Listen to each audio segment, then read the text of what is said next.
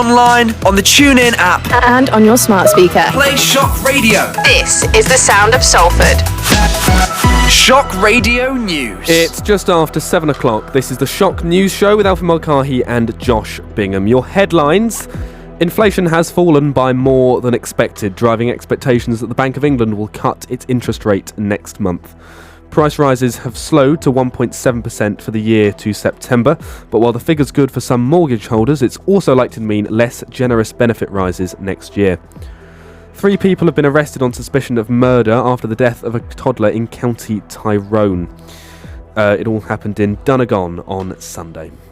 A 7-year-old boy has been killed in a huge explosion in Newcastle. 6 other people are in hospital after a blast destroyed homes in the town of Benwell. The United Nations Security Council has been discussing the shortage of aid in Gaza. UK Ambassador Barbara Woodward says people are facing extreme hunger as no food supplies reached northern Gaza in the first half of October. And we've been told the FA interviewed 10 candidates for the England manager's job before Thomas Tuchel was recruited.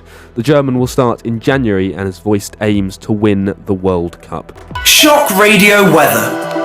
In weather, there'll be heavy spells of rain continuing to move eastwards across the region this evening, gradually turning patchier and easier by the early hours. Some low, cold and murky conditions behind and feeling mild, with minimum temperatures tonight of 13 degrees.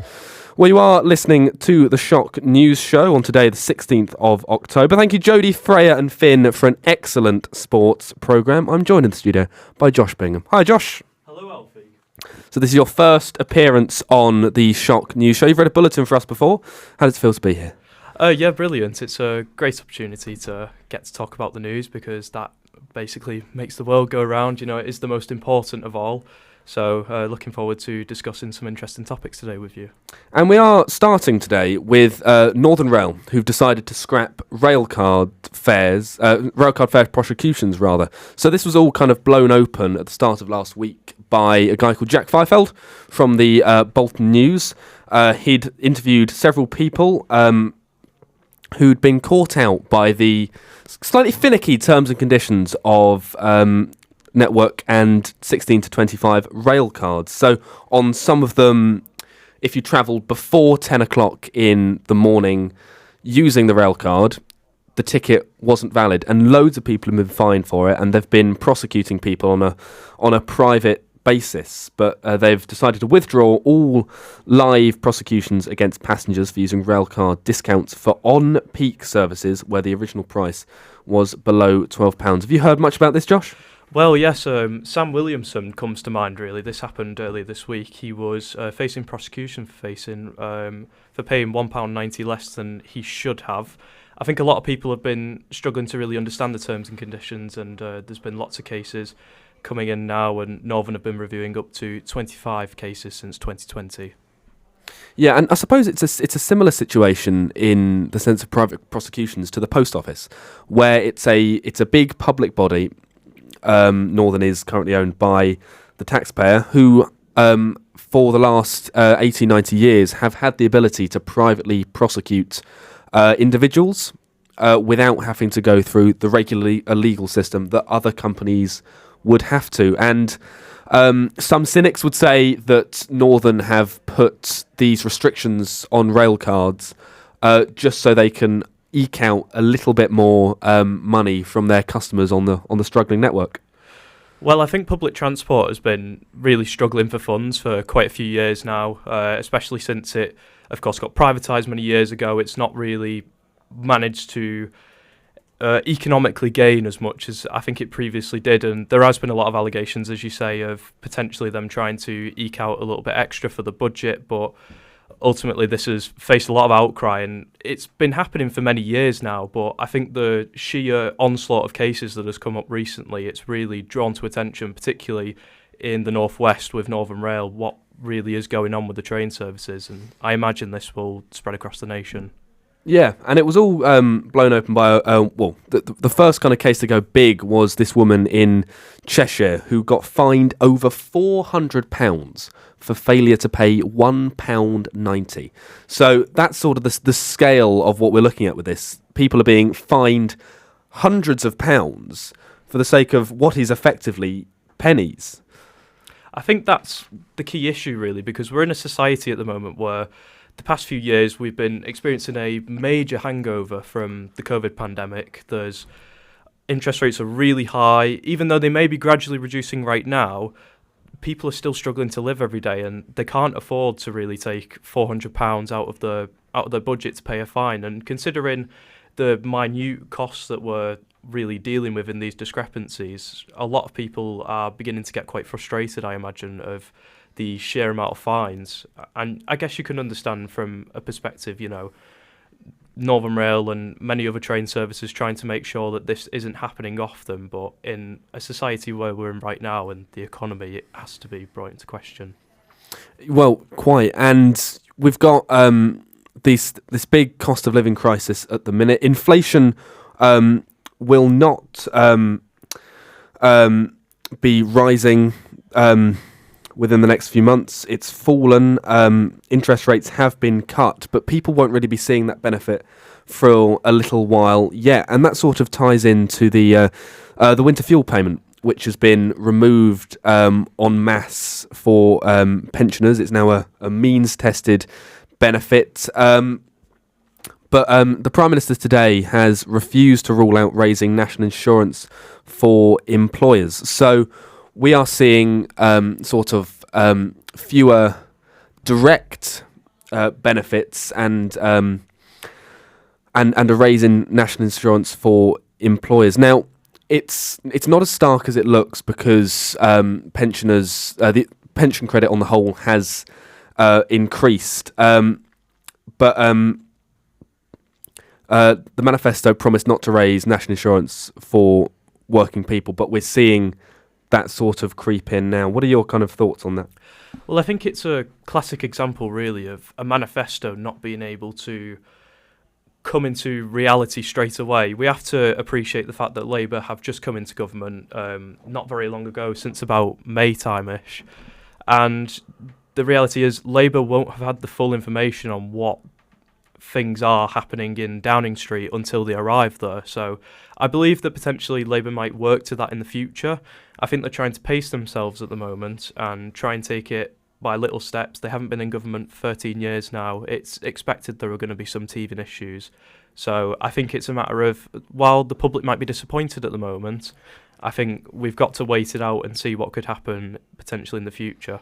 And one of the first things that Rachel Reeves said when she took over as Chancellor was that they'd inherited this black hole that they didn't know about. It wasn't, whether it was or it wasn't put in the documents that were carried over, they're saying they've inherited this black hole that they previously didn't know about. So that's why they've had to make these, as she said, difficult decisions.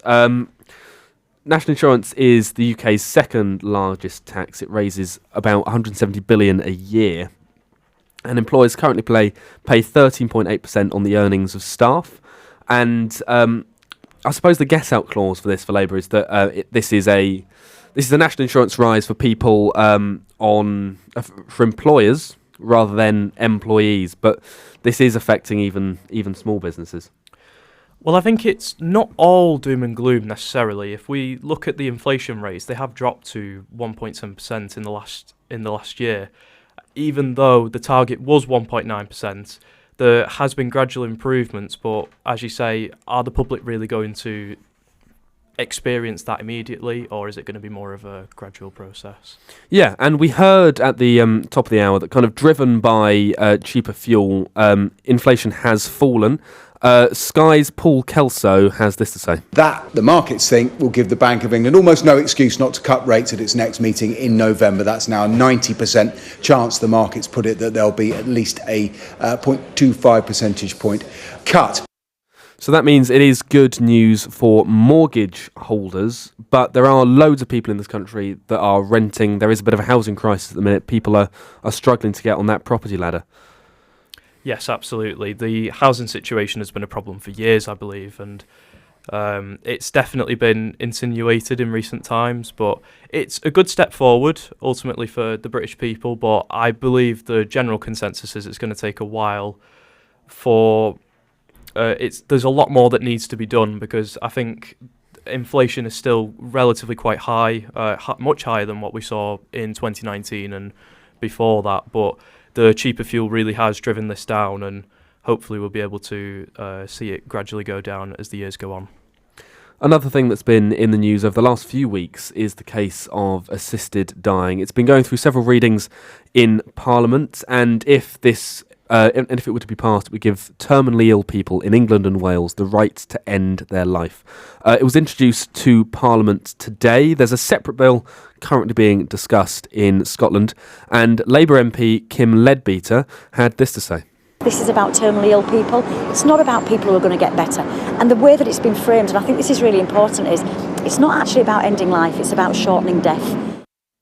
So this would effectively make it legal for people to have medically assisted suicide, which would remove lots of suffering, is kind of being said, for people who are terminally ill, who do have cancer or other harmful illnesses like that are destroying their body, wanting to kind of end that pain.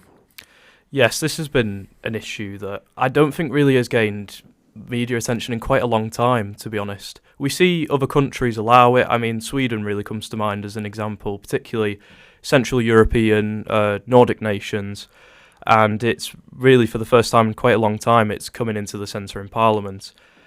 So the MPs have expected to have a chance to debate the bill in the Commons on the 29th of November, and there's really been a split in Parliament at the moment. I believe very much Labour, even within themselves in their own party, are struggling to really decide on this because it's such a sensitive topic that would benefit the lives of so many who are families who are struggling through that, but there is an ethical question that comes with it. Well, with that, lots of people have been travelling abroad from the UK. If they're really set on wanting to go through the process of assisted dying, they've been going to Sweden and Finland to have euthanasia, so that's deliberately ending a person's life to relieve suffering through a lethal drug given by a physician, which is legal over there. But that's that extra stress for those people in their final years, final months, to go abroad and have that process done. Baroness Finlay, Professor of Palliative Medicine, says it wouldn't be the peaceful end that some might think. There is a view that somehow this would provide a Hollywood death, that you would take one little tablet and everything would be over. That's not the reality. You're talking with assisted suicide about taking 100 or so tablets, possibly crushed in a sludge or dissolved in liquid. But Dame Esther Ranson, she's terminally ill with stage 4 lung cancer, wants to have the option. All I'm asking for is the choice, my personal choice. I want to have the dignity of choice so that I can shorten, not my life, shorten my death. And I think that's a really key point, shortening her death rather than shortening her life. That's the way she views it. Yes, that's a really powerful statement from someone who is in that situation, really, where they want to have the option but effectively can't, because one thing that I don't think is really talked about is those people who do go abroad to do such things, the people who then return home are likely going to face prosecution because, it isn't legal here. And there's a lot to be debated on whether really the option should be given, despite the fact that it may be a lengthy process. We are ultimately in a liberal nation, and a lot of the public would argue that we should have the freedom to do so.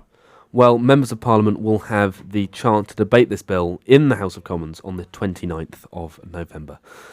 Moving on to something slightly more jolly now, Shock Radio's Luke and Ollie went to the improvised musical at New Adelphi yesterday. Here is what they found. Yes, last night at the New Adelphi, myself and Luke Jones went to watch the Totally Improvised Musical, which is put on by the Totally Improvised Comedy group, and it was very, very entertaining, I have to say. So the cast consisted of Sean Mason, Vicky Mitchum, Russell Ditchfield, and Bryony Edge, I believe, with their musical director, who I think they have two. So it was either Felix Janeway or Laurie Freeman. I'm not sure which one it was on that evening. It was a very entertaining show. There was two shows, actually. There was The Book of Mormon, which was the musical improvised in the first half, which was put forward by audience members. In the second half, we had the Dirty Laundry musical. Very, very entertaining. So the audience suggests a show name, shout them out, and then you get a few, and then they decide to vote from there. So I believe they're going to the Frog and Bucket soon, which I believe has been a shock social at that location before. So, they're at the Frog and Bucket in a few weeks' time. So perhaps go along and watch it there, because I thoroughly recommend it for people who are fans of comedy and musicals. Totally improvised. It's hilarious. The musical director was obviously playing along when they sort of burst into song with... They had ukulele, keys, guitar, and even a kazoo. Absolutely brilliant. So thoroughly recommend. That was Oliver Sykes there. Him and Luke Jones went to see that last night at the new Adelphi Theatre. That was performed by the Totally Improvised Company, if you ever want to go and see them. This sort of improvised play has kind of grown within the last few months. There's a big one going through London at the minute on a little mini tour, Ostentatious, which is essentially a Jane Austen novel that they're improvising. The audience gives a title, and then they spend 2 hours totally improvised, no script, making up this story, and that's what was happening at the New Adelphi last night. Yeah, I think it's a great interpretation, really, on theatre, and it's just fantastic that we're starting to see improvisation become more of a widely accepted sort of art, because I think it's a great way for performers to really be on the toes. And it's great to see that it's been improving much more, especially at the New Adelphi, so very close to us here at Salford. So I'm looking forward to seeing how much more it will develop. Absolutely. Right, we are nearing the end of our programme today. It was all going so well. We're nearing the end of the programme today, but before we go, let's have a final rundown of today's top stories coming up to 7:30. Inflation has fallen by more than expected, driving expectations that the Bank of England will cut its interest rate next month. Price rises have slowed to 1.7% for the year to September, but while the figure's good for some mortgage holders, it's also likely to mean less generous benefit rises next year. 3 people have been arrested on suspicion of murder after the death of a toddler in County Tyrone. It all happened in Donegal on Sunday. A 7-year-old boy has been killed in a huge explosion in Newcastle. 6 other people are in hospital after a blast destroyed homes in the town of Benwell. The United Nations Security Council has been discussing the shortage of aid in Gaza. UK Ambassador Barbara Woodward says people are facing extreme hunger as no food supplies reached northern Gaza in the first half of October. And we've been told the FA interviewed 10 candidates for the England manager's job before Thomas Tuchel was recruited. The German will start in January and has voiced aims to win the World Cup. That's it for the Shock News show today, presented by Alfie Mulcahy and Josh Bingham, produced and directed by Luke Jones. Shock Bulletins will return tomorrow morning from 10 o'clock. Goodbye.